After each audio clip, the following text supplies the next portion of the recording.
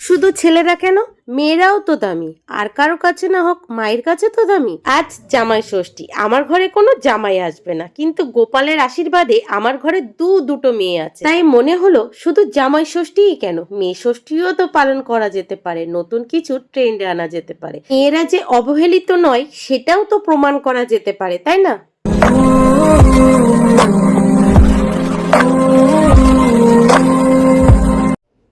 আজকে বাঙালিদের একটা স্পেশাল দিন, জামাই ষষ্ঠী। আর সেই স্পেশাল দিনে আজকে আমার দিনের শুরুটা একদমই ঠিকঠাকভাবে হয়নি।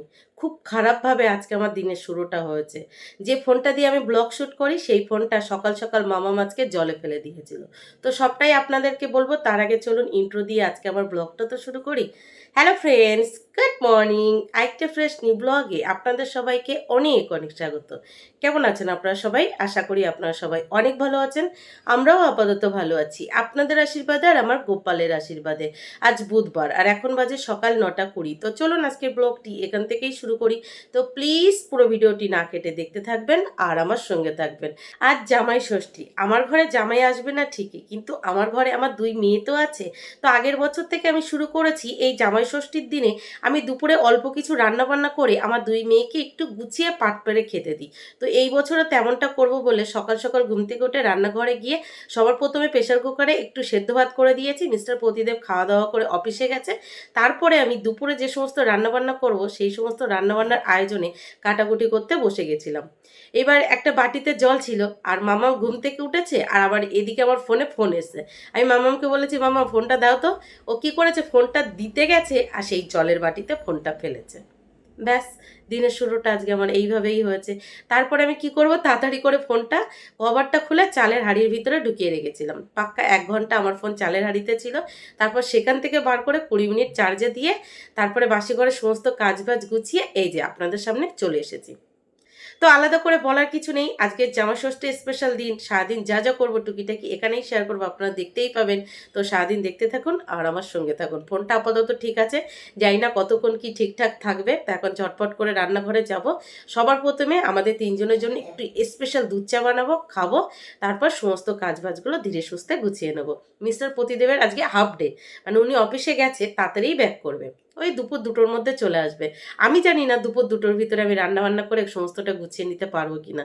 যদি না পারি তাহলে তো উনি বাড়ি এসে এই বক বক বক বক শুরু করে দেবে। দেখুন দেখুন, মেয়ে ষষ্ঠী উপলক্ষে আজকে দুপুরে যে সমস্ত রান্না বান্না হবে সমস্তটাই কাটাকুটি করে নিয়েছি। কাতলা মাছ ধুয়ে নিয়েছি, চিংড়ি মাছ ছাড়িয়ে পরিষ্কার করে ধুয়ে টুয়ে রেখে দিয়েছি। আর এখন রান্নাঘরে এসে মুসুরির ডাল ধুয়ে সিদ্ধ বসিয়ে দিয়েছি। আজকে মুসুরির ডালটা লাউ দিয়ে পাতলা করে রান্না করব। আর পাশাপাশি দুধ চা বসিয়েছিলাম, সেটাও দেখুন হয়ে গেছে। দুই মেয়েই আমার দুধ চা খেতে ভীষণ পছন্দ করে। এই যে স্পেশাল দিনে স্পেশাল দুধ চা রেডি। আর এদিকে আমার দুই মা জননীও বসে পড়েছে খাবে বলে। Good morning. Good morning. Good morning মামাম। Good morning. Good morning. আজকে কি জানো, কি বলো তো? জামাই ষষ্ঠী। আজকে জামাই ষষ্ঠী। আমার ঘরে তো জামাই আসবে না, কিন্তু আমার ঘরে দুটো মেয়ে তো আছে। তাই আজকে আমার ঘরে মেয়ে ষষ্ঠী। তোমার জন্য আর দিদির জন্য আজকে আমি অনেক কিছু রান্না করব, করে তোমাদেরকে সুন্দর করে সাজিয়ে খেতে দেব। ঠিক আছে? ঠিক আছে। হ্যাপি? হ্যাঁ, কতটা হ্যাপি দেখাও। অনেকটা। তুমি দেখাও মামাম কতটা হ্যাপি। তাই নাও, চা নিয়ে নাও। স্পেশাল দিনে স্পেশাল চা খেয়ে দিনের শুরুটা করে ফেলো। নাও, নিয়ে নাও, যার যার কাপ নিয়ে নাও। হ্যাঁ মাম, দুষ্টু নিয়ে নাও। কি ঠিক বললাম তো? আজকে আমার ঘরে মেয়ে ষষ্ঠী উদযাপন হবে। তো যাই হোক, এই দুধ চাটা খাবো, তারপর ঝটপট করে রান্নাঘরে গিয়ে রান্নাবান্নাগুলো শুরু করে দেবো। চলুন, দিনের শুরুটা এই চা খেয়ে এনার্জি নিয়ে লেগে পড়ি। মনটা খুব খারাপ, শুধু ভয় লাগছে কখন না ফোনটা আবার বন্ধ হয়ে যায়। মামাম যখন ফোনটা জলে ফেলেছে আমি সাথে সাথেই তুলে নিয়েছি, মানে আমি তো ওখানেই বসেছিলাম, সাথে সাথে তুলেই একদম ঝটপট করে চালের ডিব্বায় রেখে দিয়েছি। তারপর আবার ফোন চার্জে দিয়ে তারপর ফোনটাকে ইউজ করছি। তারপরেও কোথায় গিয়ে ভয় লাগছে, যদি বন্ধ হয়ে যায় তাহলে আমার ব্লক করা হয়ে গেল। কারণ ফোনটা কিনেছি এখনো 1 বছর হয়নি, আর অনেক কষ্ট করে ফোনটা কিনেছি। আপনারা তো জানেন যারা আমার ব্লগ দেখেন, খুব টেনশন লাগছে। তো যাই হোক, আজকে স্পেশাল দিনে আর টেনশন করে লাভ নেই। আর আমি নিজে তো যাই না ষষ্ঠীতে বাড়িতে, অনেক বছর হয়ে গেছে। আমার বিয়ে হয়েছে 12 বছর, আর আমি বিয়ের পরে 2 বছর বা 3 বছর ষষ্ঠীতে গেছিলাম। যে কবছর ষষ্ঠীতে বাপের বাড়ি গেছি সেই কবারই কোনো না কোনো প্রবলেম ফেস করতে হয়েছে। আমার ষষ্ঠীটা শ্যুট করে না। 1 বছর মামার বাড়ি গেছিলাম, মানে 4 বছরের মাথায় মামার বাড়ি ষষ্ঠী পালন করতে গেছিলাম। সেই বছর আমার মামা মারা গেছিলো, মানে ষষ্ঠীর দিন মামার বাড়ি গিয়ে পৌঁছেছি, তার পরপরই মামা মারা গেছে। তারপর থেকে আমি আর ষষ্ঠীতে কোথাও যাই না। এমনটা না যে কেউ আমাকে ষষ্ঠীতে ডাকে না, তেমনটা কিন্তু না। আমি আর যাই না। আমি গেলেই কোনো না কোনো প্রবলেম ফেস করতে হয়, মানে আমার নিজেরও ফেস করতে হয়, আর যার বাড়ি যাই তাকেও ফেস করতে হয়। তার থেকে ভালো না ষষ্ঠীর দিন গেলাম না, গেলে এত হ্যাপা ভালো লাগে না, সেই জন্য আর যাই না। বুঝতে পারছেন, মামার বাড়ি ষষ্ঠী পালন করতে গেছি, আমার মামা মারা গেছে। বাড়ি 3 বছর ষষ্ঠীতে গেছি, 3 বছরই কোনো না কোনো প্রবলেম ফেস করতেই হয়েছে, সেই জন্য আর ষষ্ঠীতে যাই না। আর এখন বিশেষ করে তেমন কেউ ডাকারও নেই, ডাকা নেই। এবছর জেঠু ডেকেছিল, আমার মেজো জেঠু। তো মনে হলো বাপের বাড়ি যেখানে গিয়ে ভালোবাসা পাই না, আর জেঠুর বাড়ি গিয়ে কি করব। চলো, চলে এলাম রান্নাঘরে। ভাবছি আজকে দুপুরে যে সমস্ত রান্নাবান্না করব সেগুলোর রেসিপি আপনাদের টুকিটাকি শেয়ার করব। তো রান্নাঘরে এসে মাছে লবণ হলুদ মাখিয়ে একদিকে ভাজতে বসিয়ে দিয়েছি, আর একদিকে মুসুরির ডালটা সেদ্ধ হলে সেখানে লবণ হলুদ আর কাঁচা লঙ্কা দিয়ে ডালটাকে ঘেটে ডালের জলটা দিয়ে টুকরো করে কেটে রাখা লাউগুলো দিয়ে দিয়েছি। ওদিকে ওটা ফুটছে, আর ওদিকে ওটা হতে হতে দেখুন মাছগুলোকেও লাল লাল করে ভেজে নিয়েছি। আর মাছগুলো ভাজতে ভাজতে কিন্তু পাশাপাশি আমি পটল আর আলু লবণ আর একটু হলুদ দিয়ে মেখে রেখে দিয়েছিলাম, সেটাও এখানে দিয়ে দিয়েছি। পটলগুলো এক সাইডে দিয়ে দেবো, আর একদিকে ওই আলুগুলো দিয়ে দেবো, তাহলে একসাথে দুরকম ভাজা হয়ে যাবে, তাড়াতাড়ি হয়ে যাবে, তাই না? কি আর করা যাবে, শর্ট টাইম তাড়াতাড়ি রান্না করতে হবে এইভাবে। কি হয়েছে মা? মাথায় কানে ঠুকেছি, মাথায় আমার লেগেছে। মাথায় লেগেছে? কোথায় লেগেছে আমার বাবা তার? আমি ওইখানে ঠুক শুয়েছি, ঠুক এই যে এখানে লেগেছে? আমি শুয়েছি কানে। এইখানে শুতে গেছে আর মাথায় লেগেছে? তুমি তো আমার স্ট্রং গার্ল। দেখো এই জায়গাটা ভেঙে গেছে, দেখেছো? দেখেছো ভেঙে গেছে, আর এখানে কিচ্ছু হয়নি। তুমি আমার স্ট্রং গার্ল না? তুমি আজকে কি দিয়ে ভাত খাবে দুপুরে? চিকেন দিয়ে। চিকেন? আজকে তো চিকেন করছি না, আজকে তোমার ফেভারিট চিংড়ি মাছ করছি, আই লাভ ইউ ফিশ করছি। হবে না? দেখি একটু হাসি দিয়ে দাও। এটা হাসো হাসো হাসো হাসো হাসো হাসো হাসো হাসো হাসো হাসো হাসো। এই তো, এই তো আমার সোনা মা। তুমি হোমওয়ার্কগুলো করে নাও তো বসে বসে, আমি ততক্ষণে রান্না করে নিই, ঠিক আছে? আমার বাবা তো এটা মাথায় লেগেছে। মাথায় লেগেছে, ঠিক হয়ে যাবে এক্ষুনি। আমি ফ্যান চালিয়ে দেবো, ঠিক আছে। যাদের ঘরে ছোট ছোট বাচ্চা আছে তারাই একমাত্র বুঝতে পারবে এ কি জ্বালা, রান্না করতে করতে কতবার যে ঘরে যেতে হয় তার ঠিক নেই। তো দেখুন আমার পটল আর আলু ভাজা হয়ে গেছে, তারপরে একদিকে উচ্ছে ভাজা বসিয়ে দিয়েছি, আর একদিকে দিয়ে দিয়েছি ভেন্ডি ভাজতে, আর এদিকে লাউ ডালটাও কিন্তু হয়ে গেছে। লাউ ডালটা নামিয়ে কড়াইটা ধুয়ে আবার বসিয়ে দিয়েছি, আলু দিয়ে কাতলা মাছ রান্না করব। তো কড়াইটা গরম হলে সেখানে তেল দিয়ে আলুগুলো দিয়ে দিয়েছি, আলুটা ভাজা হচ্ছে। এইদিকের কড়াইয়ে উচ্ছে আর ভেন্ডি ভাজাটা হয়ে গেছে, সেটা নামিয়ে কড়াইতে তেল দিয়ে চিংড়ি মাছগুলো দিয়ে দিয়েছি, তারপর সামনে একটু লবণ আর হলুদ দিয়ে চিংড়ি মাছগুলোকে লাল লাল করে ভেজে নামিয়ে নিয়েছি। আর চিংড়ি মাছ ভাজতে ভাজতে এদিকে আলু ভাজাটাও হয়ে গেছে, আলুগুলো একটু সাইড করে রেখে তেলের উপরে ফোড়নে দিয়ে দিলাম গোটা জিরে, কাঁচা লঙ্কা আর টমেটো, একটু নেড়ে ছেড়ে নিলাম। এটা হতে থাক, ততক্ষণে এই কড়াইতে চলুন একটু তেল দিয়ে দিই আর এঁচড়গুলো দিয়ে দিই। এঁচড়গুলোকে আমি লাল লাল করে ভেজে নেব, কারণ এঁচড়গুলো হালকা পেকে গেছে। যদি সেদ্ধ করে রান্না করা হয় তাহলে এঁচড়ে আর কিছু থাকবে না। তো মনে হলো এঁচড়গুলোকে সামান্য একটু লবণ আর হলুদ দিয়ে লাল লাল করে সবার প্রথমে ভেজে নিই, তারপর কষিয়ে একদম অল্প তেল মশলায় রান্না করব। তবে এঁচড়টাই একটু তেল মশলা দেবো, মাছের তরকারিটা একদম অল্প তেল মশলায় করব। সেই জন্য আলুটা একটু কষিয়ে নিয়ে এখানে গুঁড়ো মশলা দিয়ে দিলাম, গুঁড়ো মশলার ভিতরে দিয়ে দিয়েছি সামান্য একটু হলুদ গুঁড়ো, স্বাদ অনুসারে লবণ, হাফ টেবিল চামচ জিরের গুঁড়ো, তারপর সামান্য একটু জল দিয়ে নেড়ে চেড়ে কষিয়ে নিয়ে একটা ঢাকা দিয়ে ঢেকে দিলাম। ওটা হতে থাক, ততক্ষণে মাম্মামকে চলুন একটু কাজ দিয়ে দিই। এই বিশ্রী গরমের মধ্যে আমি রান্নাঘরে এসে রান্না করছি, আর সে পণ্ডিত পাশে এসে দাঁড়িয়ে আছে। তো মনে হলো ওকে যদি কিছু কাজ দেওয়া হয় তাহলে যদি ঘরে বসে, তো সেই জন্যই হামনদিস্তার মধ্যে আদা রসুন আর কাঁচা লঙ্কা নিয়ে ঘরে চলে এলাম। আর এইদিকে দুষ্ট দেখুন ঘরে বসে বসে ছোটা ভীম দেখছে। এই যে মামামকে দিয়ে দিলাম, সে পণ্ডিত এখন কাজ করছে। এইবার চলুন আমি আবার রান্নাঘরে যাই।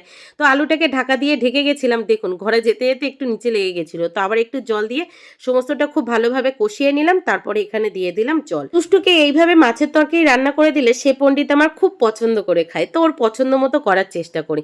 দেখুন ঘর থেকে রান্নাঘরে আসতে পারিনি, পারিনি, মামা ওটাকে থেতো করতে করতে আমার কাছে চলে এসেছে।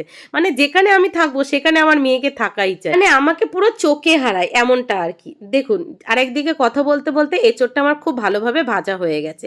এদিকে মাছের ঝোলটাও ফুটে উঠেছে, ভেজে রাখা মাছগুলো এখানে দিয়ে দিলাম। মাছটা একটু ফুটলেই ব্যাস মাছের তরকারিটা নামিয়ে নেবো। তবুও চলুন আরেকটু ঢাকা দিয়ে ঢেকে নিই, যাতে মশলাগুলো মাছের ভিতরে ঢুকে যায়। দেখুন আমি বাটাবাটি করে কিভাবে রান্না করব, এইটুকু জায়গার মধ্যে রান্না করি। একদিকে আমি আর একদিকে আমার যা, তো বাটাবাটি করার কোনো জায়গাই নেই, করব কি করে, তো ওইভাবেই রান্না করতে হয়। তো এঁচোড়টাকে ভেজে নিয়ে নামিয়ে নিয়েছি। এই কড়াইতে এখন লাউ বসিয়ে দেবো। তো ফোড়নে দিয়ে দিলাম এই যে গোটা শুকনো লঙ্কা একটু চিড়ে নিয়েই দিলাম, তারপরে দিয়ে দিলাম এখানে গোটা জিরে, একটু নেড়ে চেড়ে নিয়ে একটু লাউ আর একটু লাউয়ের ছোকনা কোচানো এখানে দিয়ে দিলাম, তারপরে একটু নেড়ে চেড়ে নিলাম, তারপরে এখানে দিয়ে দিলাম স্বাদ অনুসারে লবণ আর হলুদ গুঁড়ো। তারপরে আবারও একটু নেড়ে চেড়ে নিয়ে একটা ঢাকা দিয়ে ঢেকে দেবো। এটা আস্তে আস্তে হতে থাক, ততক্ষণে আরেকদিকে আমি এঁচোড়টাকে রান্না করে নেব।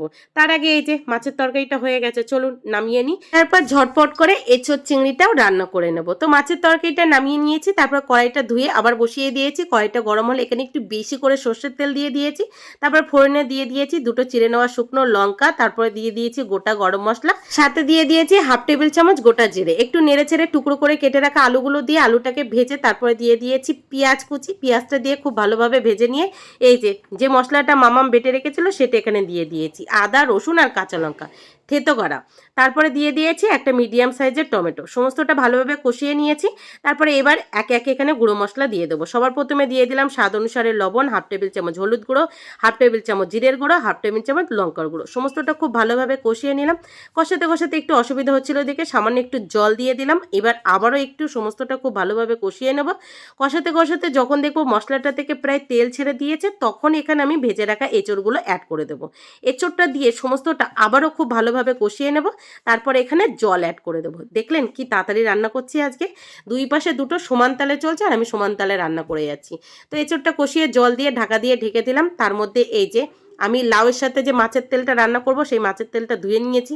এখানে কি ভুল হয়ে গেছে জানেন, মাছের তেলগুলো আমি জলে ভিজিয়ে রেখেছিলাম আর তেলগুলোকে সেই জন্য কেমন গলে গলে গেছে। তো মাঝখানটায় দিয়ে দিলাম, দিয়ে ঢাকা দিয়ে ঢেকে দিলাম, আপনা আপনি হয়ে যায়। এদিকে মাছের তেল পরিষ্কার করে সেটা ধুয়ে কড়াইতে দিতে দিতে দেখুন এঁচোড়টাও খুব ভালোভাবে সিদ্ধ হয়েছে। তো এখানে এখন ভেজে রাখা চিংড়ি মাছগুলোও অ্যাড করে দিয়েছি।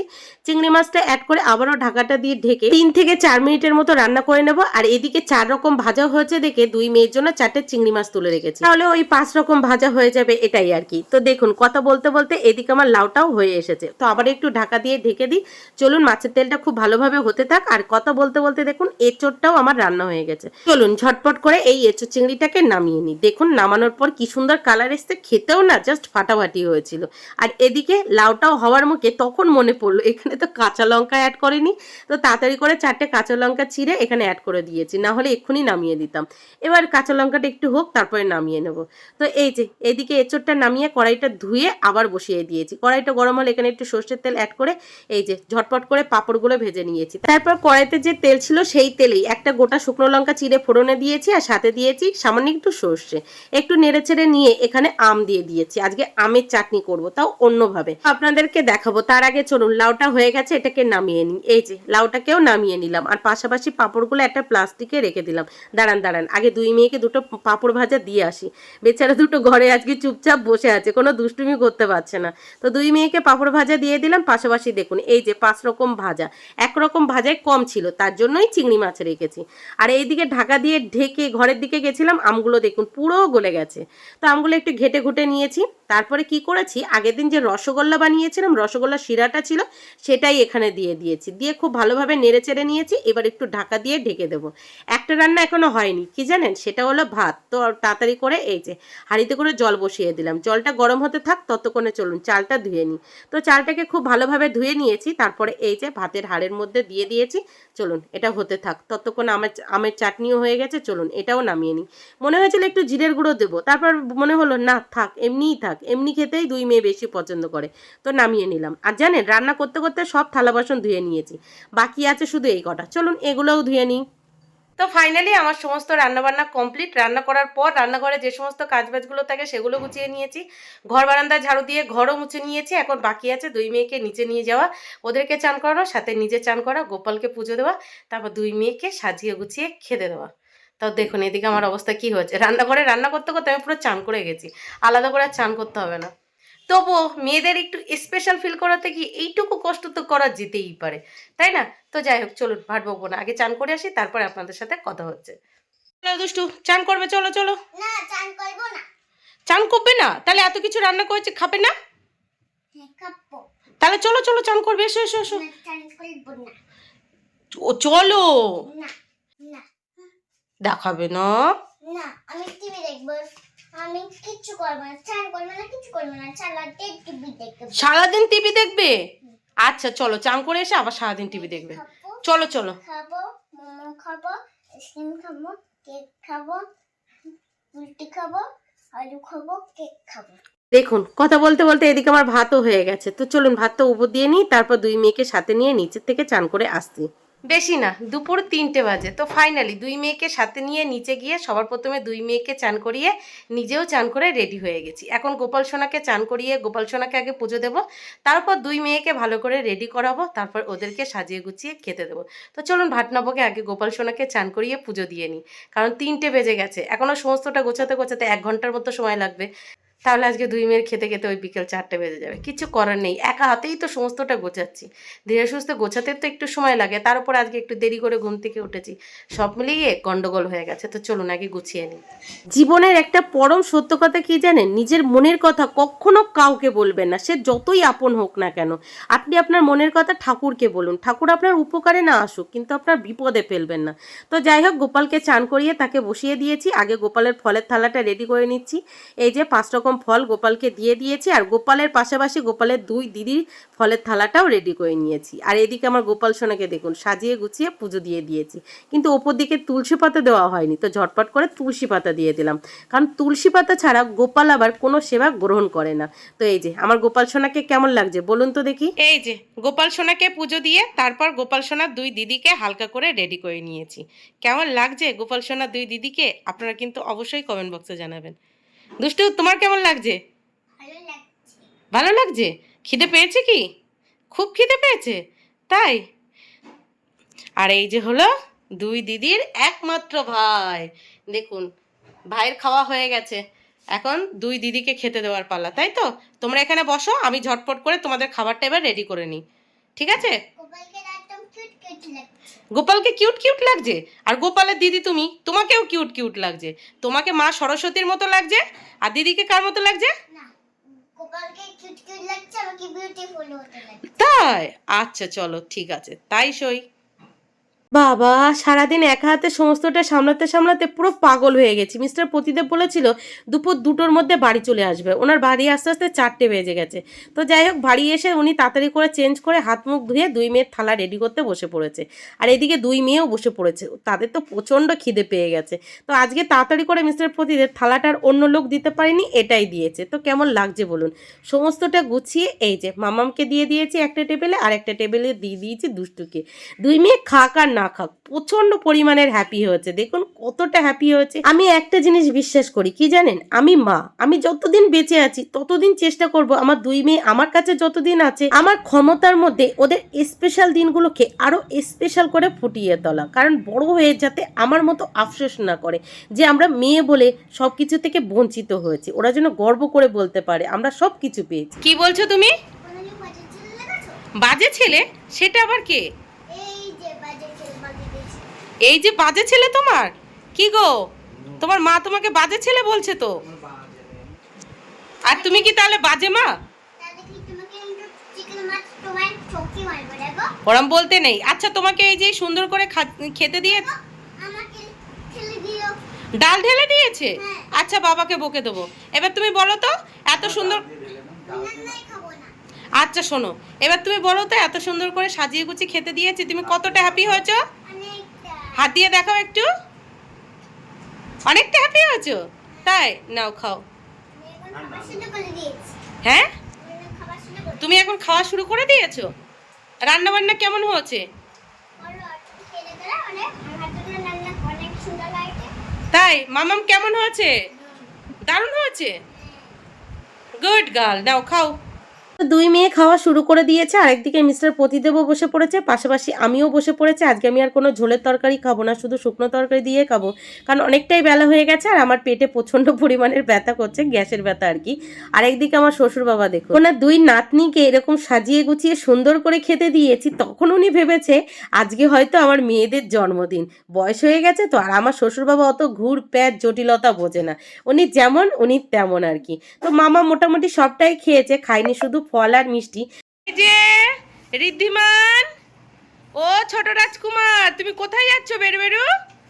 ছোট রাজকুমার, ও ছোট রাজকুমার, টাটা। কোথায় যাচ্ছ তুমি বেরু বেরু? এইদিকে ছোট রাজকুমার, আজকে 1 মাস কতদিন বয়স? 1 মাস 2 দিন বয়স। ফার্স্ট টাইম বেড়াতে যাচ্ছে পিপির বাড়ি, মানে ফার্স্ট টাইম কোথাও বেড়াতে যাচ্ছে, তাও সেটা পিপির বাড়ি। ওই দেখো তোমার দিকে তাকিয়ে আছে, কাই কাই দুষ্টু দিদি কাই। দেখো একটা ভিডিও করলে সামনে এসে মুখটাকে এমন ভাবে তাকাবে, ছাড়। আরে ও ঋদ্ধিমান, ওই দেখো ওখান দিয়ে উকি মারছে, ওই যে দেখো ঋদ্ধিমান ঠেলছে, দেখো ওটা আসবে এক্ষুনি, এক্ষুনি ওটা আসবে, আসো আসো আসো আসো। ওর গরম লাগছে না, এতগুলো ঢেকেছো, ওর আর কষ্ট হচ্ছে। আর তুমি ওকে আর পুকলি বলো না,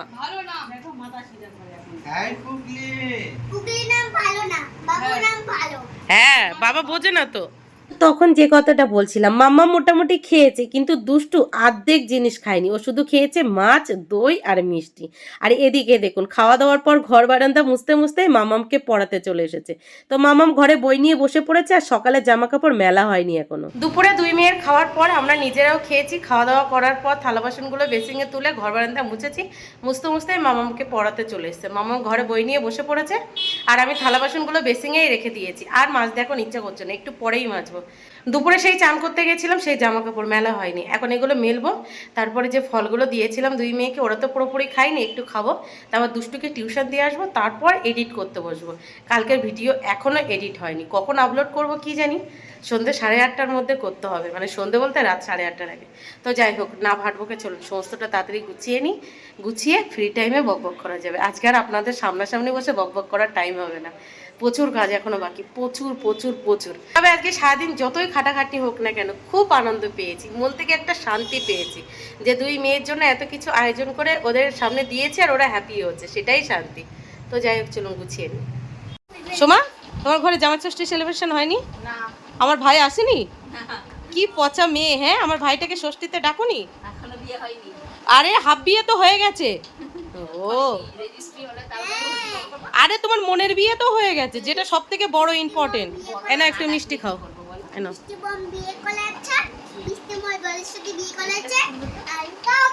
হ্যাঁ কি বলছো? আজকে প্রথম ব্যবহার করছি প্লেটটা, গোপালকে দিয়ে উদ্বোধন করেছি, আর এই যে তোমাকেও দিলাম।